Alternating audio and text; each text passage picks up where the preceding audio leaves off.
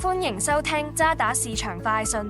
渣打銀行播客系列隨時隨地為你提供市場觀點同分析。歡迎嚟到渣打投資觀點。中東衝突終於突破僵局，美國同伊朗同意停火2個星期。消息公佈之後，油價大幅下跌，股票同其他風險資產急升。不過衝突能唔能夠真正長期結束，仍然取決於未來2個星期內嘅談判係咪成功。相關細節喺公開資料當中仍然有限。咁對股票、債券同外匯暫時有啲咩影響呢？股票方面大多數地區喺絕對回報層面表現應該唔錯，但係亞洲市場對能源價格嘅敏感度比較高，意味有望喺呢一輪短期反彈當中領先㗎。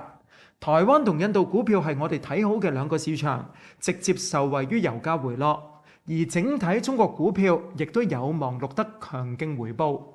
短期樂觀情緒同埋補倉亦都利好美國嘅科技行業。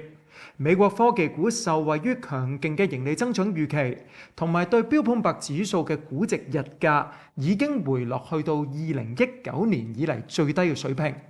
債券方面油價回落，意味新興市場債券喺停火消息帶動之下，短期有望反彈。發達市場高收益債券偏向風險資產嘅特性，同埋信貸質素仍然強勁，亦都應該會受惠。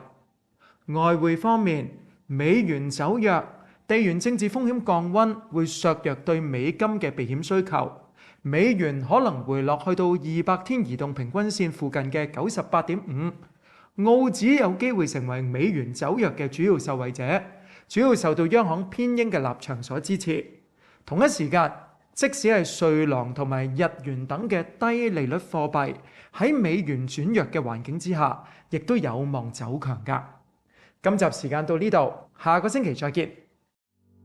多謝收聽渣打銀行嘅播客系列渣打市場快訊，詳情可瀏覽我哋網站嘅最新市場觀點，或者點擊描述內嘅連結。